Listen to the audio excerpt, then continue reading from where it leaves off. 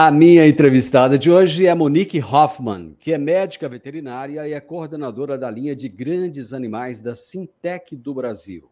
E o tema da nossa entrevista será o perigo dos parasitas internos e externos para os bovinos. Monique Hoffmann, tudo bem com você? Oi, Divino, tudo ótimo e contigo? Maravilhoso, prazer ter você aqui, seja muito bem-vinda, viu? Eu que agradeço, obrigada pelo convite, viu? Ainda mais para a gente falar de um tema tão importante, né? Pois é, me conta, há quanto tempo que você é médica veterinária? Olha, eu sou formada em 2019, então a gente tem aí 4 aninhos. Já tem uns dias Dá já, para ver então. bastante coisa em 4 anos, viu? E você sempre gostou de grandes animais? Por que você escolheu essa área para trabalhar? Me conta. Olha, sempre gostei, mas achava que era um pouco distante trabalhar com isso. Mas eu fiz Ah, faculdade na USP de Pirassununga, e é um campus hum. bem voltado para grandes animais. E aí foi paixão de vez. Podendo ter o contato com os animais, aí não teve volta. Aí foi grande animal, dali para frente não voltei mais atrás. E como é que você chegou na Sintec do Brasil? Na Sintec, eu entrei fazem 7 meses como coordenadora de produtos da linha de grandes animais. Minha carreira toda foi direcionada aí para grandes animais, principalmente para ruminantes, e voltada para a área de marketing. Então, há 7 meses me surgiu a oportunidade de estar entrando nessa empresa, uma empresa em expansão, cheia de novidade, chegando no mercado, Taurus é um deles, mas cheio de coisa nova, então para mim é um prazer estar trabalhando na empresa e podendo trabalhar em tanto projeto que vai trazer aí muitas coisas novas para os nossos clientes e também pensando aí na produtividade do nosso rebanho da pecuária, né? Não, mas então já aproveita e conta para nossa audiência quem que é essa empresa nova, cheia de tantas novidades assim, ué. A Sintec do Brasil é uma empresa que ela é 100% nacional, ela está há 18 anos no mercado, e é uma empresa que tem aí o seu portfólio de pequenos animais e também o portfólio de grandes animais, principalmente aí pensando em bovinos e equinos, tá? A gente atua aí com diversos produtos de antiparasitários, suplementos, parte de antibióticos, anti-inflamatórios, enfim. A gente tem um portfólio bem completo e recentemente a gente começou a também ter no nosso portfólio vacinas, com uma fábrica aí saindo do forno, digamos assim, que vai trazer muitas novidades também nessa área de biológicos. Que legal, que bacana. O que são esses parasitas internos e externos? Olha, quando a gente pensa em parasitas internos e externos, a gente pensa principalmente nas verminoses, pensando em vermes gastrointestinais, e externos, a gente fala principalmente aí de carrapato, de berne, de moscas. Qual é o impacto econômico que esses parasitas trazem para a pecuária brasileira? Olha, Divino, o número chega a ser quase inacreditável. A gente tem pesquisas aí que saíram por volta de 2014, 2015, que chega a ser entre 65 a 70 bilhões de reais por ano que a gente perde por causa Peraí, desses você parasitas. errou. Fala de Não novo, errei. quanto que é? De 65 a 70 bilhões por ano que a gente Mas perde por causa é desses dinheiro parasitas. demais, é muito dinheiro. É dinheiro que a gente não pode deixar passar, não é mesmo? Quando a gente fala aí de carrapato, a gente está falando cerca de 30 bilhões e vermes internos, cerca de 40 bilhões de reais por ano. Quando a gente traz aí, vou pensar num animal, a gente fala bilhões, é um número muito grande, né? Quando a gente fala por animal, é de 20 a 60 quilos por animal por ano. É uma conta muito alta. Realmente, quando você coloca assim, fica até mais fácil entender, né? Porque às vezes o número é tão alto que a gente até confunde. Exato. Monique, como é que os pecuaristas podem identificar a presença dos parasitas internos nos rebanhos? Porque os externos até que é um pouco mais fácil, né? Mas a gente vai chegar neles já já. Considerando que a maioria desses parasitas, eles os casos são subclínicos, né? Exatamente. Aí que mora o problema. A gente está falando de cerca de 90, 95, 98% dos casos são subclínicos. Então pensa, meu rebanho está lá. De 90 a 98% eu não consigo ver acontecendo nenhum sinal específico que eu possa direcionar o meu foco para os parasitas internos, né? Então esse é um grande desafio que a gente tem quando a gente fala de parasitas internos. Quando eu tenho algum sinal clínico, que é esses 2% até 10% dos casos, né? São sinais clínicos nada específicos. Então, eu estou falando de um animal que o pelo não vai ter brilho, o pelo vai estar mais quebradiço, pelos mais arrepiados, o animal que pode apresentar uma diarreia, né? Você vê que é um animal que ele está perdendo peso. Mas quando a gente pensa nesses sinais clínicos, nenhum é tão específico que vai me direcionar logo para as verminoses. E isso é que faz com que a gente demore, às vezes, para ter uma assertividade de fazer uma prevenção ou um tratamento, que aí a gente vê o nosso dinheiro indo para o ralo. Acaba que são sintomas muito genéricos, né? Muito genéricos, muito genéricos. Nenhum específico ao ponto de a gente já direcionar o tratamento específico para as verminoses. De que maneira que as diferenças climáticas e regionais do Brasil, esse país tão grande, né, influenciam no ciclo de vida e na infestação desses parasitas? Existem diferenças ou não? Existem diferenças, sim. Principalmente quando a gente fala... Bom, a gente já vai entrar um pouquinho uma parte mais específica, pensando no ciclo dos carrapatos, tá? Dos carrapatos e também dos vermes internos. Okay. Mas pensando aí, ó, vamos falar primeiro dos carrapatos. Os carrapatos... eles funcionam, digamos, em gerações, né? São em ondas. Mesmo que eu tenha prevalência por grande parte do ano, eu tenho momentos que eu tenho um pico de prevalência desse carrapato.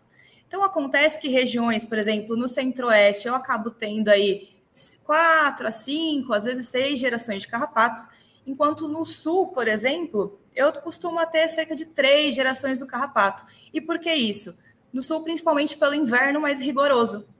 Então, eu tenho, devido a essas variações climáticas, em regiões que chovem mais e têm altas temperaturas, tendem a ter mais gerações de carrapatos. Em regiões que têm ali um inverno mais rigoroso, eu tendo a ter menos gerações de carrapatos. E por isso que eu posso ter essas variações de quando eu vou ter um pico, né, uma geração de carrapato, e também na intensidade desse pico. Esse ano, com o El Niño, está chovendo mais no sul e está chovendo menos aqui no centro-norte do Brasil, né? Aqui no centro-oeste, onde eu estou, tem chovido quase nada. Aliás, o pessoal está aí desesperado porque as chuvas estão realmente muito escassas. Isso pode trazer alguma diferenciação nessas ondas? Sim, eu posso ter esse momento que a gente está vivendo, geralmente a gente chama de primeira onda, primeira geração do ciclo do carrapato, né? E quando eu tenho uma demora mais para entrar e ter as primeiras chuvas, um período de chuvas mais significante, geralmente eu atraso essa primeira geração e eu tenho uma primeira geração um pouco depois. E isso faz com que as próximas gerações também tendam a ser um pouco depois do que o costume, né? Quando a gente acaba comparando com anos que começaram as chuvas antes. Vamos falar de práticas de manejo. As práticas de manejo, elas são diferentes, né, para esses períodos de chuva, de seca?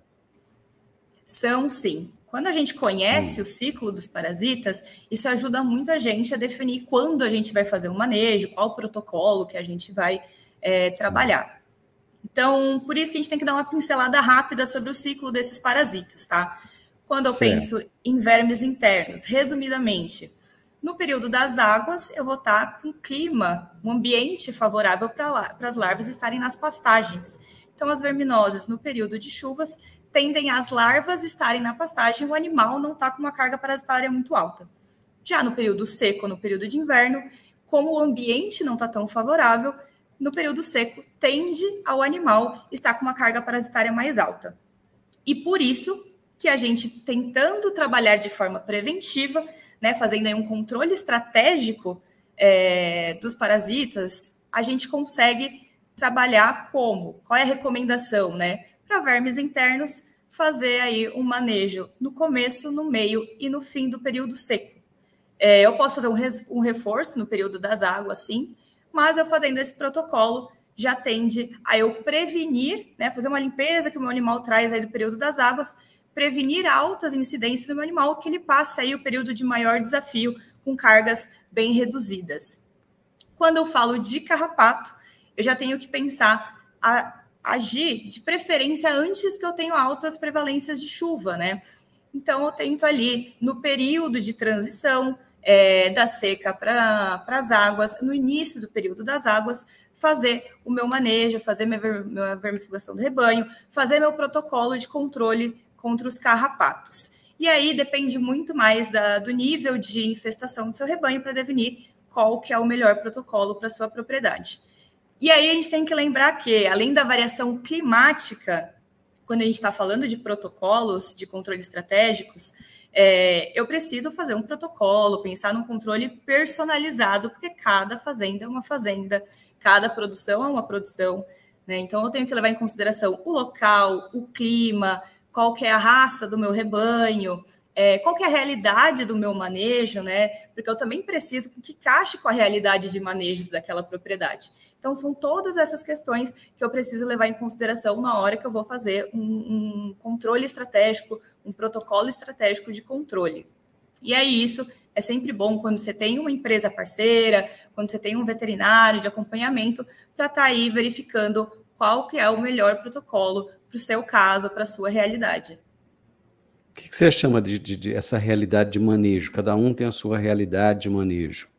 Eu tenho que pensar, por exemplo, quantas vezes que eu levo os meus animais para fazer o manejo em si, né? Quando eu vou fazer a minha vacinação, quando eu vou fazer, por exemplo, um protocolo para a estação de monta. Então, todos esses manejos eu tenho que aproveitar para conseguir encaixar, né? Então, eu posso te dizer, olha, faça o manejo em junho, leve os animais em junho para fazer uma vermifugação.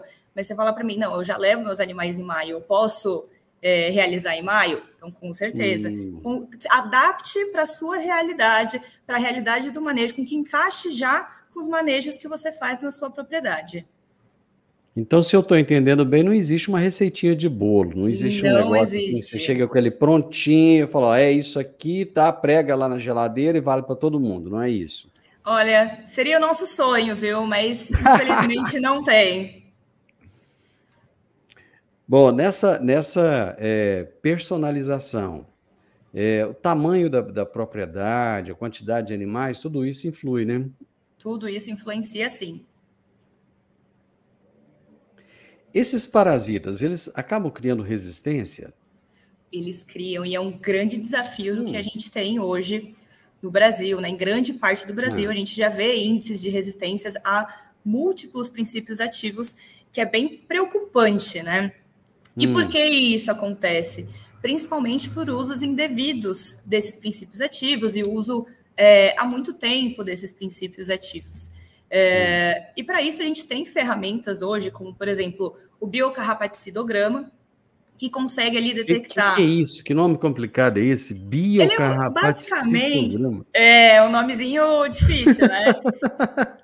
Mas, assim, de forma simples, é fazer a coleta de alguns carrapatos da sua propriedade, e aí você envia para o laboratório, e o laboratório vai fazer testes de quais princípios ativos o carrapato morre e quais princípios ativos o carrapato tem resistência. E aí você consegue saber se na sua propriedade, quais carrapatos, os seus carrapatos, né, da sua propriedade, quais princípios ativos ele é sensível, quais ele já possui resistência. Então, sim, é uma realidade. E pontos que a gente considera muito importante, o manejo, quando for fazer de forma correta. Então, o que ajuda você criar casos de resistências na sua propriedade? Você não ter nenhum rodízio de classes terapêuticas. Isso pode fazer uso prolongado por muito tempo do mesmo produto, pode desenvolver, sim, uma certa resistência. Espera aí, explica para gente. Vamos voltar aí. Vamos voltar que eu quero entender melhor. Lá. Rodízio de classes terapêuticas? Exatamente. Explique isso para mim.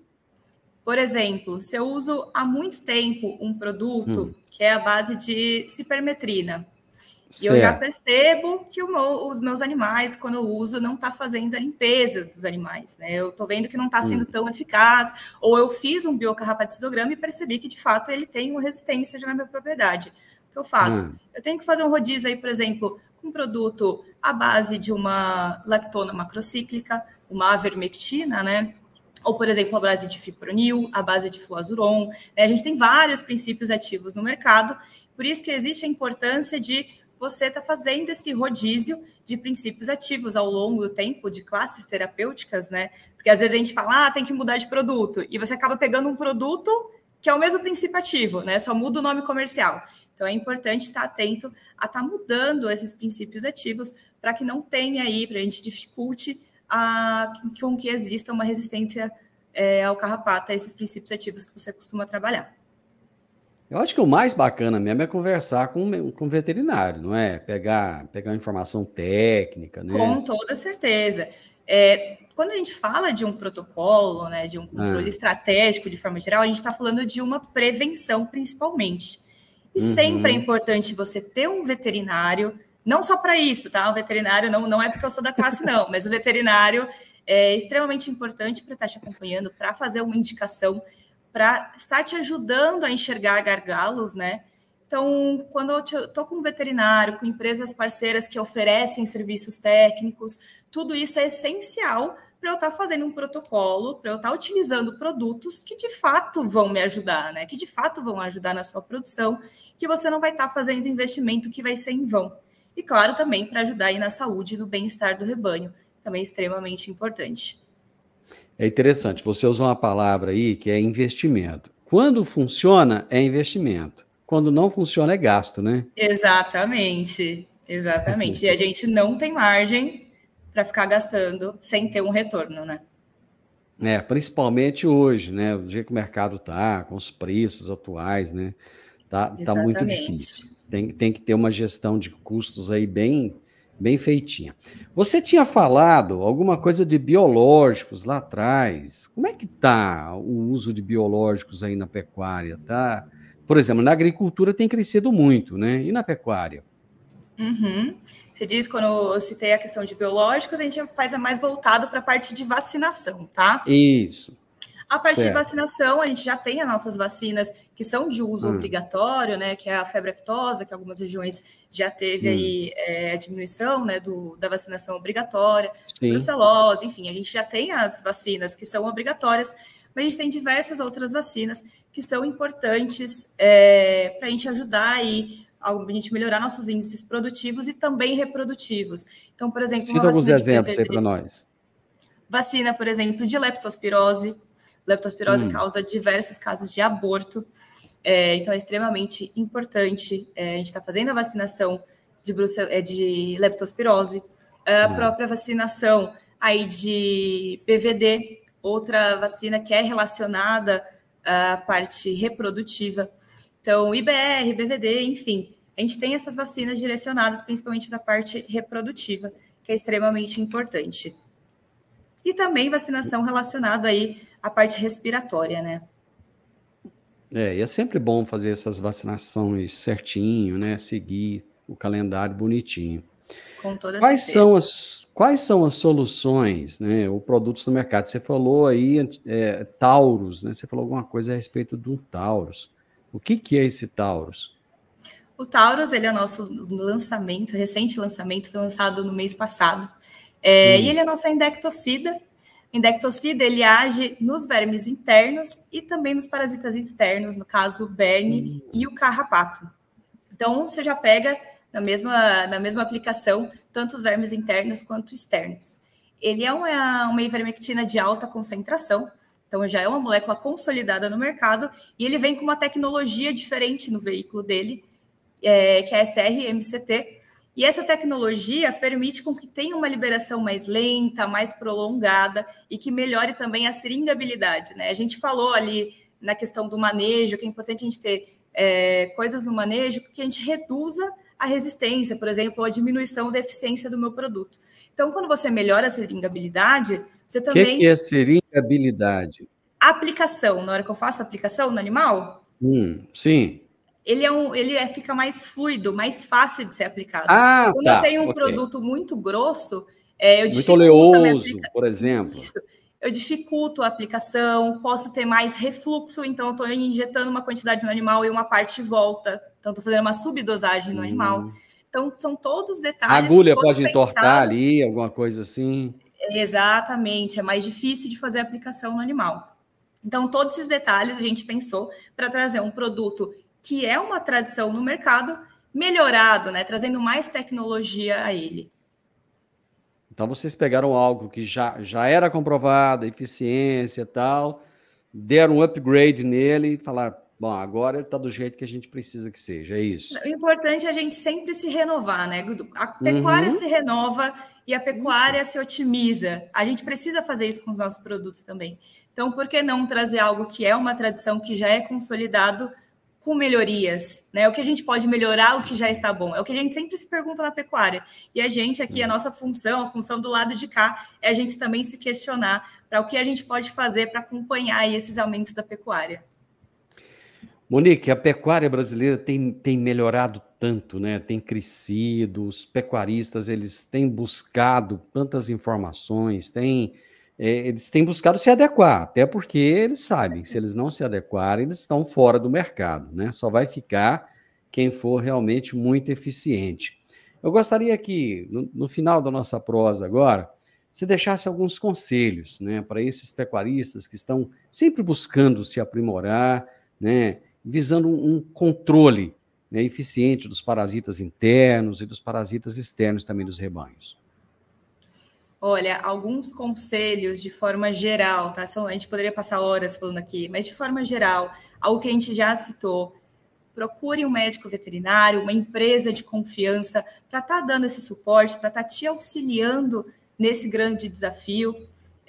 Não veja, como a gente falou também, alguns gastos como apenas gastos, são investimentos, né? Falando superficialmente, quando a gente fala de parasitas, a gente falou aqui, de 20 a 60 quilos que eu perco por animal por ano.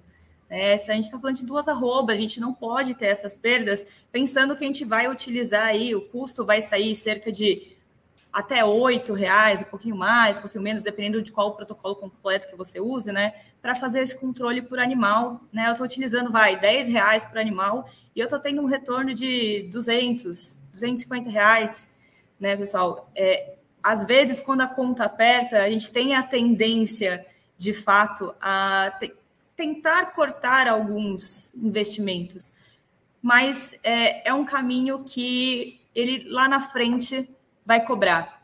Esses investimentos precisam ser feitos para que você mantenha a sua produtividade e melhore a produtividade no seu rebanho. Então, procure o veterinário, uma empresa parceira e não deixe de investir no que vai te gerar produtividade, né? É o que a gente falou, o que não gera, o que de fato acaba sendo mais supérfluo, a gente vê de uma forma negativa, mas o controle dos parasitas é algo sério, é algo que traz muitos prejuízos no rebanho, a gente não pode negligenciar, não só porque a gente não enxerga, tá? Eles são inimigos que estão presentes e a gente precisa dar a devida atenção e também fazer os investimentos necessários e os controles necessários para a gente não deixar com que a gente tenha percas aí consideráveis que vão fazer falta lá na frente. E principalmente num país tropical como o nosso, né? Exatamente. E levando em consideração as altas temperaturas, levando em consideração que a gente está num ano com as chuvas irregulares, então realmente tem que ter uma preocupação muito grande, né, Monique? Exatamente. Monique, eu gostei da nossa prosa, viu? Achei tão bom. Eu achei ótima também. Eu poderia ficar horas aqui conversando com vocês. Vamos fazer o seguinte, em vez de ficar horas agora, a gente fraciona e você volta outras vezes, tá bom? Ah, maravilhoso. Adorei. Obrigado, foi um prazer ter você aqui. Parabéns, né, por esse trabalho, parabéns pelas explicações, né, dessa maneira fácil. Eu gosto dessa maneira fácil da gente conversar com o pecuarista, com o produtor, né? Falar a língua dele, falar de um jeito que ele entende. É tão bom. E você falou. Obrigado, viu? Que ótimo. Eu agradeço a oportunidade. Agradeço a conversa, que foi ótima. E quem tiver interesse em saber mais, quiser entrar em contato com a gente, eu fico à disposição e toda a Sintec fica à disposição de a gente bater um papo a mais sobre isso, tirar qualquer dúvida que possa vir a aparecer. Como é que as pessoas acham vocês? Pode entrar através do nosso site www.sintec.com.br ou nossas redes sociais Sintec Grandes Animais. Sintec é com S e com Y, né? Exatamente. Ser mudo no final. Vai que ajuda a aparecer aqui no vídeo. Rodrigo, um abraço para você. Até mais. Obrigadão, um abraço. Eu conversei com a médica veterinária Monique Hoffmann. Ela é coordenadora da linha de grandes animais da Sintec do Brasil. E nós falamos a respeito do perigo dos parasitas internos e externos para os bovinos. Se você gostou da nossa prosa, deixa um like, deixa um gostei aí pra gente, deixa um comentário, compartilhe com outras pessoas e se inscreva nesse canal. Grande abraço para você e até a nossa próxima prosa. Tchau, tchau.